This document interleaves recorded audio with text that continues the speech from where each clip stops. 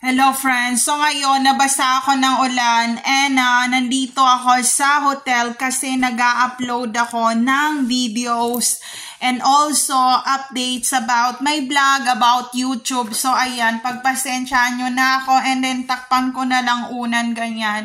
So ayun, nabasa ako ng ulan, naglakad ako kasi very traffic ganyan. So ayun, nalulungkot ako. Some of my jewelry is missing but this is the sad part of all those jewelry because this is a pearl and it's a original pearl, not in the ocean talaga. Yun ay galing pa sa oh my God, malapit pa yun sa Red Sea, sa Jerusalem nila kinuha yung pearl na yun, kaya iba-iba ang kulay, ganyan-ganyan. So, very limited edition yon and also, nung binili ko yon matagal ko nang binili yon siguro, mga 14 years ago, kasi ayoko bilhin ang asawa ko. Sabi niya, B, pag binili mo yung pearl na yan, mapapreserve talaga siya. And also, yun yung pearl na hindi mo makikita sa dagat. Yun ang pearl na makikita mo lang malapit sa Red Sea, sa Jerusalem, ganyan-ganyan. And then sabi ko, who cares about it? Sabi niya, ang ganda kasi meron siyang kulay na pink, ganyan, and mixed with ano talaga, and then very ang ganda nung paggagawa niya. And sabi ko, B, ako wala akong pakialam sa pearl, ganyan-ganyan. Ang problema, bakit mo ako bibilihan? Sabi niya, gusto kong bilhin sa'yo kasi bagay sa'yo ang pearl. Sabi niya, and kapag merong mga okasyon, ganyan, isuot mo yon. Or kapag nabigyan ka ng chance na gumraduate sa college, isuot mo yon kasi bagay sa'yo yon. And sabi ko sa kanya, sabi ko, B, ang mahirap niyan, pag malaglag, ganyan-ganyan, so nawala ng pearl, bye, ganon-ganon.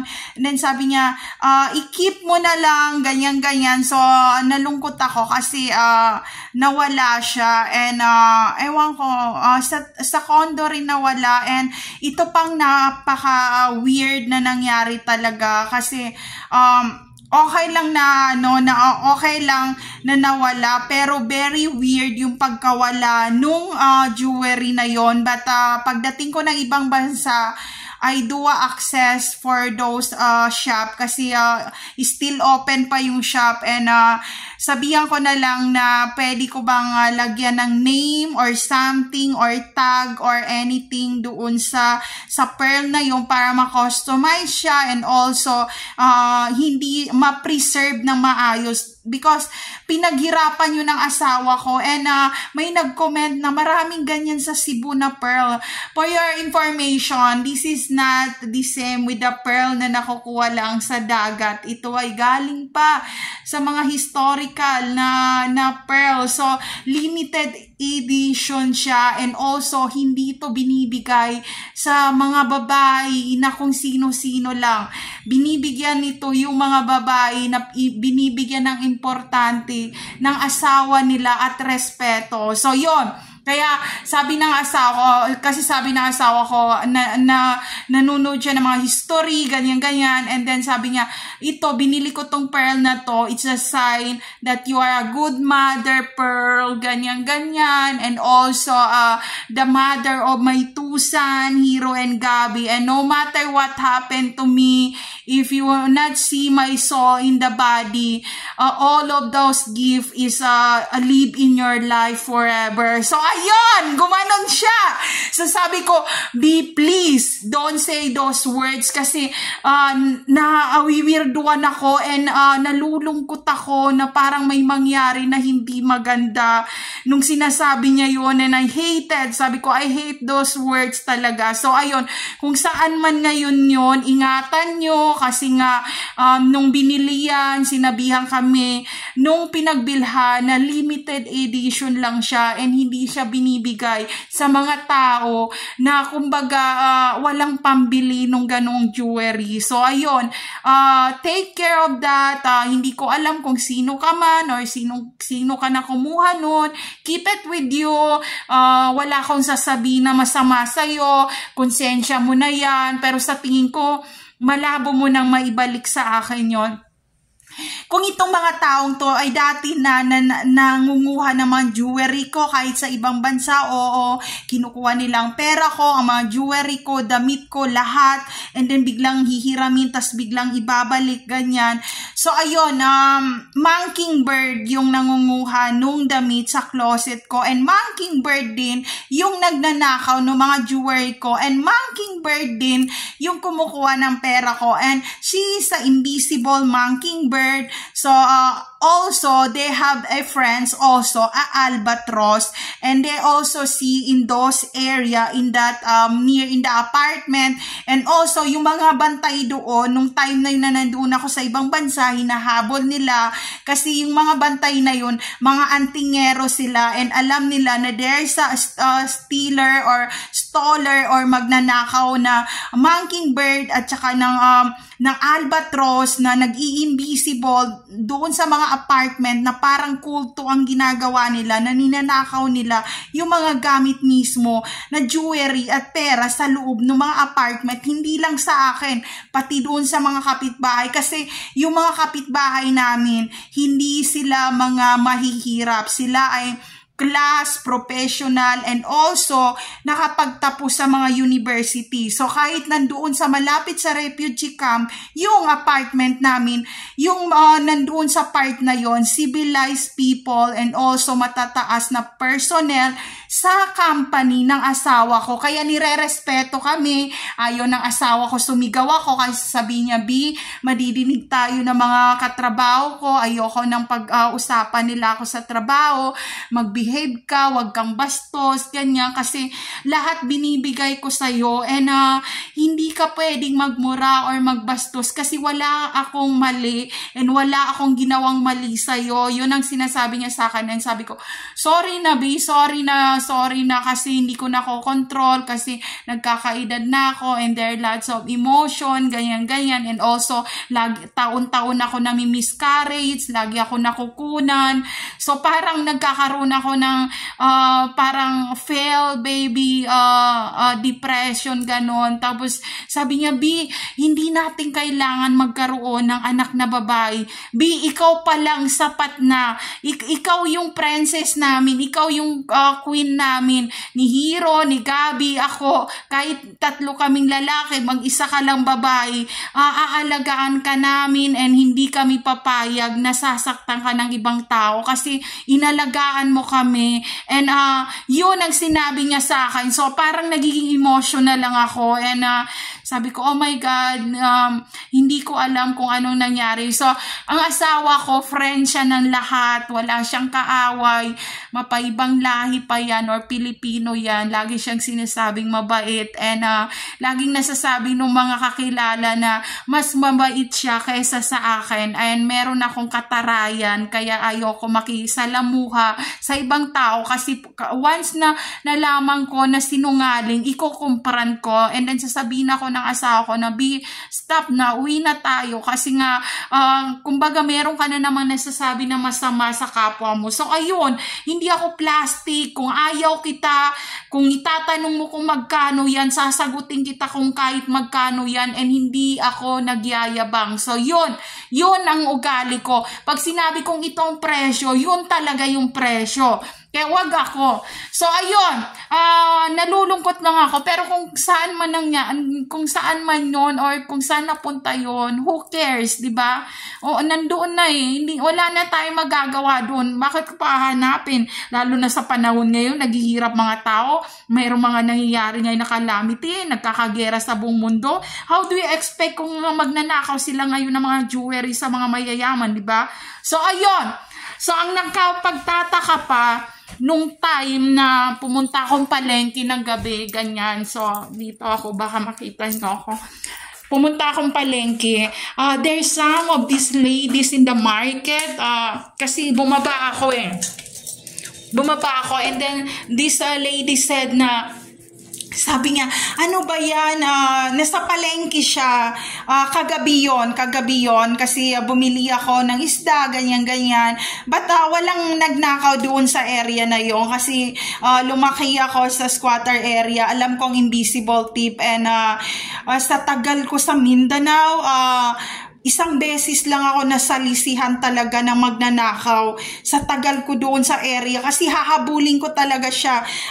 Nasalisihan ako ng isang taga Zamboanga, Basila na tausog na ninakaw niya yung cellphone ko talaga in front of me kasi nga mockingbird siya. So hindi ko na siya kinumprant. Ang nangyayari, hindi ko na siya kinakausap. So ayun, nasalisihan niya ako, makati ang kamay niya and then sabi ko, who cares?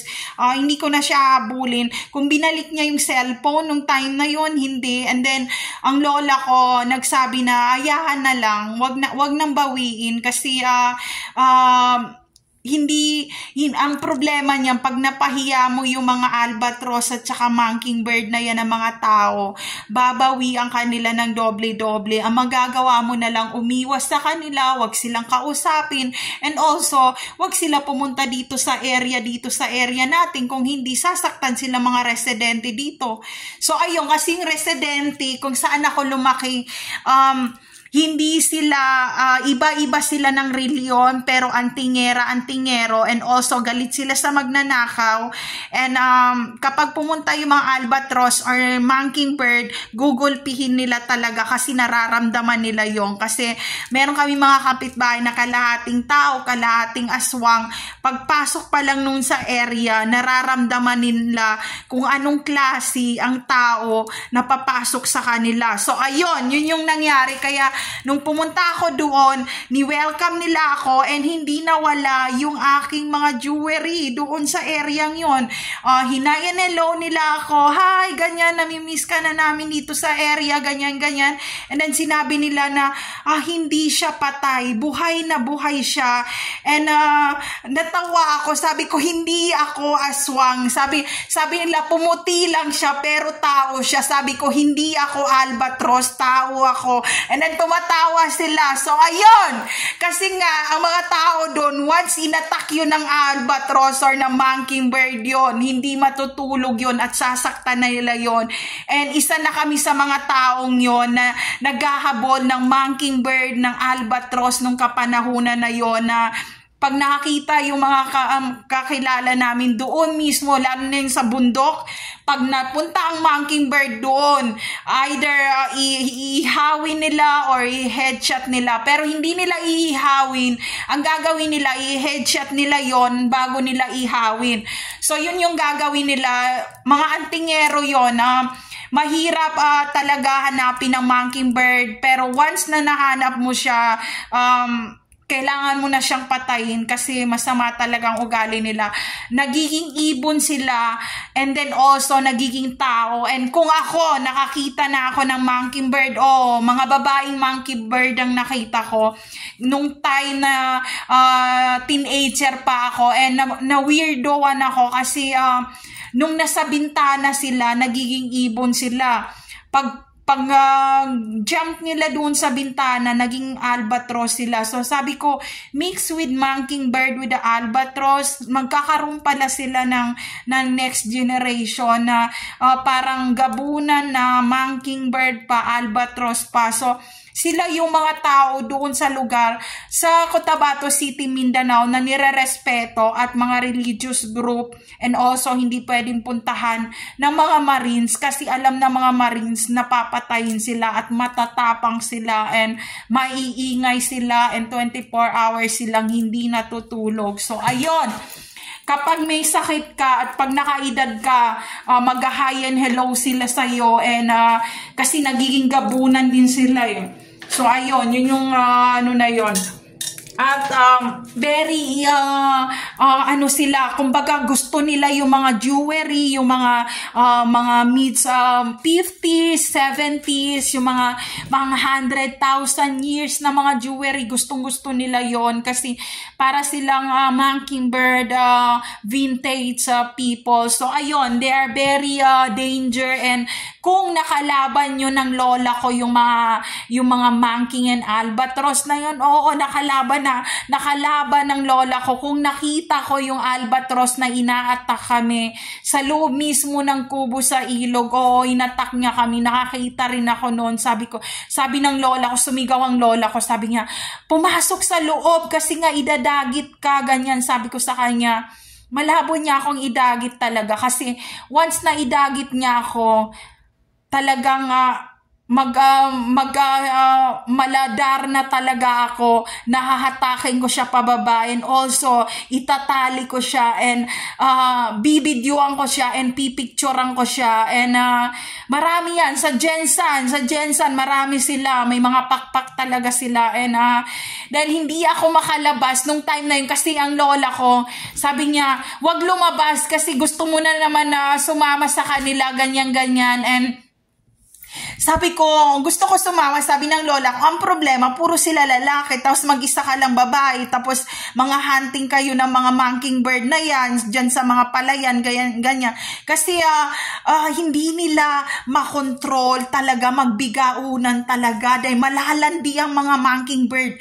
Alam mo ba, sa isang araw, hindi nila kaya na hindi lumabas ng bahay, and lalabas yan sila tuwing 2:00, and babalik yan sila tuwing mga 4:30 ng madaling araw. So ayun, madidinig mo talaga, and ang ano pa niyan, umuungol talaga ang mga mockingbird na mamanyak talaga sila. So hindi sila, ang mockingbird, ang albatros ay hindi pwede sa tao. So ayun, kaya sinabi ng lola ko na wag mong kaibiganin sila kasi traidor nga. Sabi ko, oo nga, traidor nga sila kasi para rin silang tao na kumbaga, kung ikaw ay tao, para ka lang sa tao. Kung ikaw ay aswang, para ka lang sa aswang. So ayun, so yung lola ko, yung lolo, yung asawa ng lola ko ay nasalvage na siya, and then naging gabunan siya. Ang ginagawa niya, ina-hi and hello niya yung lola ko, and then yung lola ko laging meron siyang dala na mga pamalo or something, and then sinasabi niya na get out in the door, you're not welcome, you already die, and please don't enter our house, you are not welcome here, and I pray for kasi marunong siya mag-grocery, and also si sa madre from Baguio, and also nag-serve din sila ng Catholic sa may diplomat sa Baguio. Kung naalala nyo yung diplomat, yung lola ko, nag-serve siya doon na kumbaga bantayan yung mga bata kasi siya nung time na yung parang kalahating tao at aswang na yung issue niya doon. So nag-serve siya doon, nagro-rosary sila. There's no problem if you are kalahating aswang or kalahating tao, you can use rosary. And ang mahirap doon, pag once nag-grocery ka or nag-pray ka ng rosary or Latin na rosary, nabibingi talaga ang monkey at albatros talaga. So ayun, nung time na yon na nung nandun kami sa apartment sa ibang bansa na talaga, sabi ko, oh my God, there's a albatros and a mockingbird here. Sabi ko, it's so weird. So habang nagro-rosary ako, yung kapitbahay naman namin na bantay, nagro-rosary rin siya, and then lahat ng tao doon nagro-rosary sila, and nadidinig talaga namin yung kanyang ganyan na parang nabibingi siya na please, enough na. Yun talaga, yun ang power, lalo na pag mga Latin or Spanish or European na rosary. Oh my gosh, nagbe-bleeding yung tenga nila. So ayun, yun yung mga antingera. So yun, kapag kapag inaaswang niya kami sa probinsya, nagdadasal yung lola ko na yung namatay na lola ko na marunong sa lahat ng dasal, and also lahat ng reliyon na puntahan niya, talagang napapasadsad talaga siya sa sahig yung albatros talaga, and nadidinig namin yung parang kalabog niya na ganun talaga sa ground tuwing nagdadasal talagang lola ko, lalo na yung dalawang lola ko.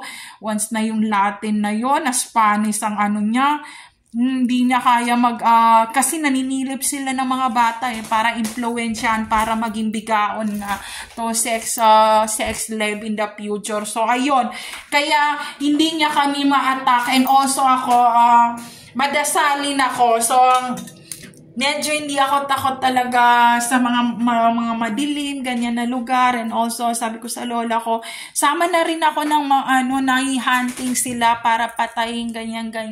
Tapos sabi ng mga kamag-anakan namin, sabi niya, ang ganda-ganda niya, pero once yan na nadasalan mo yan ng Latin yan, bigla na lang pumapangit yung mukha niya at nagkakaroon siya ng pakpak. So, ayun, at nagiging ibon siya.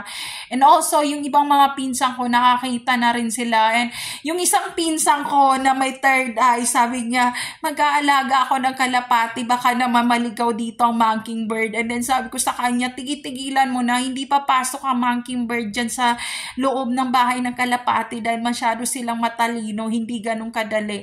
So ayun, yun ang and then kasi nga ako, nagkakasakit ako sinisilip niya ako kasi mahilig siya ng ginita na flawless, na maputi, na natural, na hindi nagugluta, and kumbaga yung natural beauty or yung hindi mabalahibo sa katawan, and gustong-gusto niya yun, yung maputi, ganyan, na mukha, yung kukunin ng mockingbird, yung skin tone na yon. And then, ang lola ko, mga antingera, and then, galit na galit ang lola ko, sabi ng lola ko, nako, sinisilip na naman ang apo ko kasi gusto niya ng flawless, natural face, and also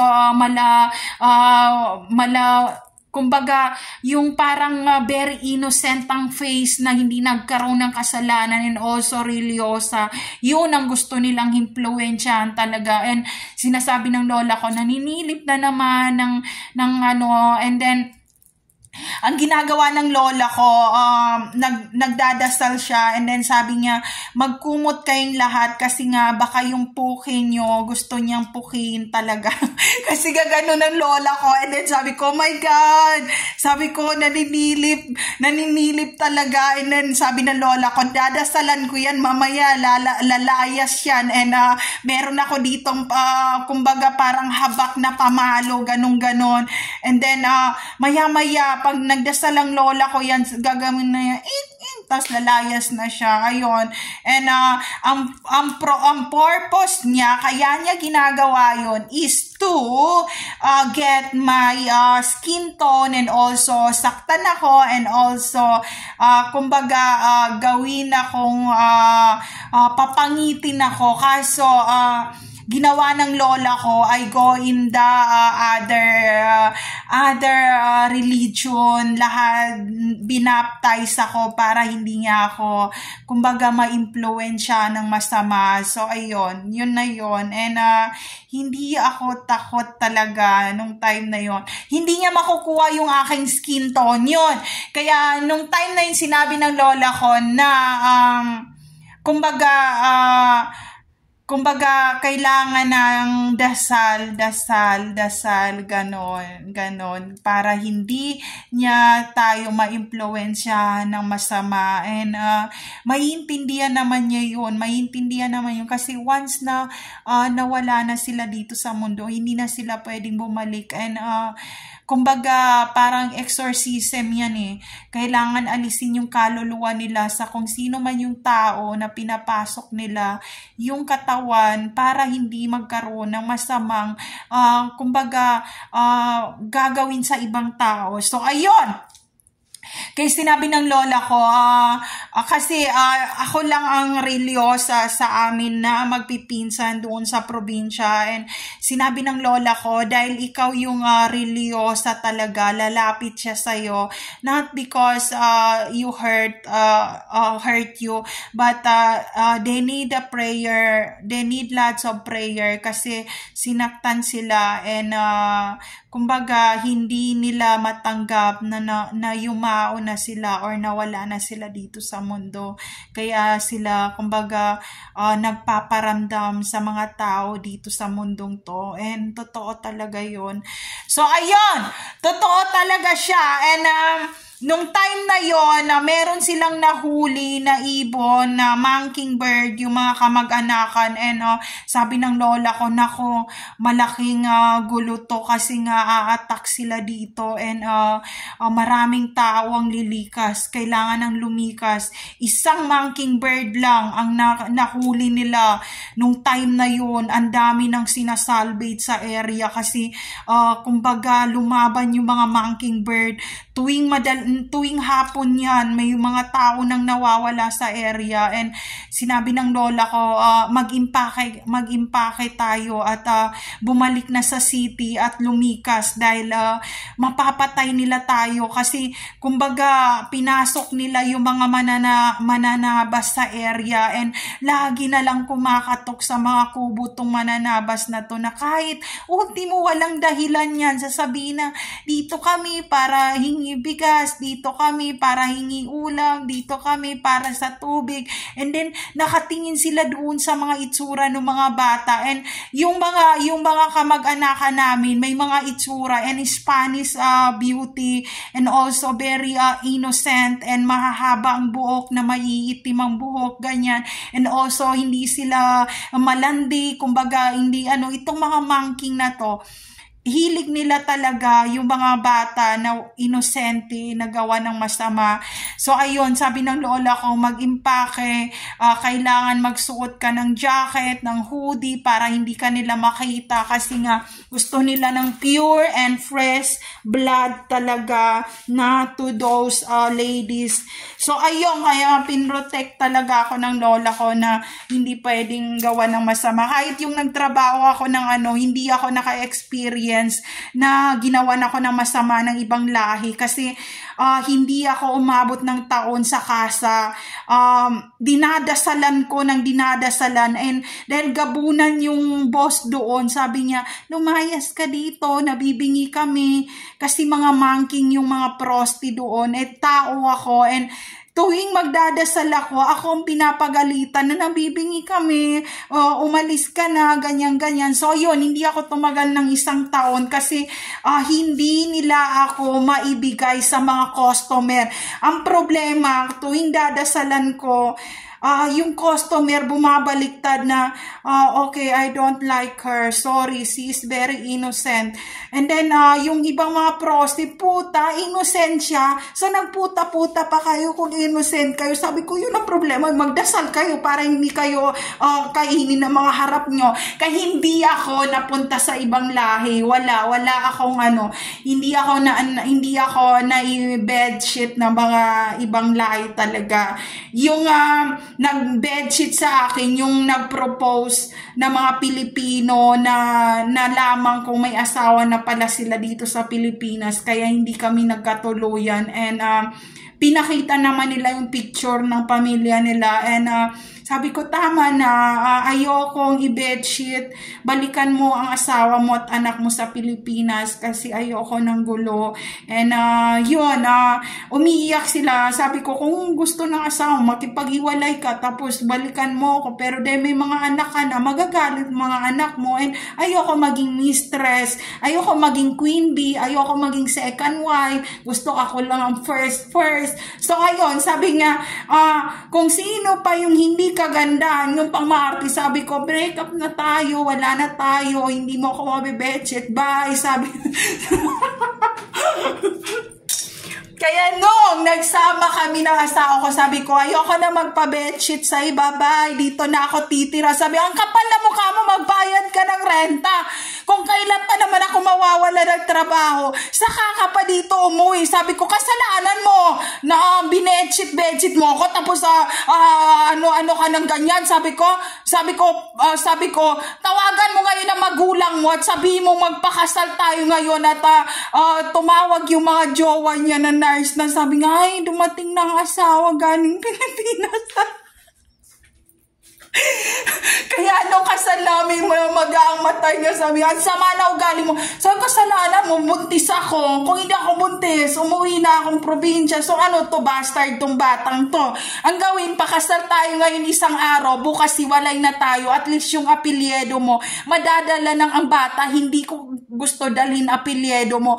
Sabi niya, napaka-practical mo. And sabi ni mama, tama na, magpakasal na kayo.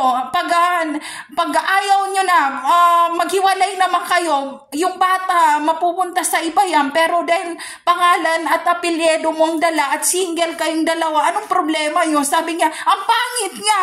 Sa lahat ng girlfriend ko, siya ang pinakapangit. So, kala mo na ba, gwapo mo? Sa lahat ng ikaw ang pinakakuripot. Yun ang sinasabi ko sa kanya. Sabi ko, excuse me, lagi ko kaya nililibre, walang trabaho doon. Tapos pa drama-drama, meron daw trabaho, ganyan-ganyan. May mga live stream. Mas live stream mo lang, binasag ko camera. So, ayun! There's no safe place to target any video out there. Take care always, everyone!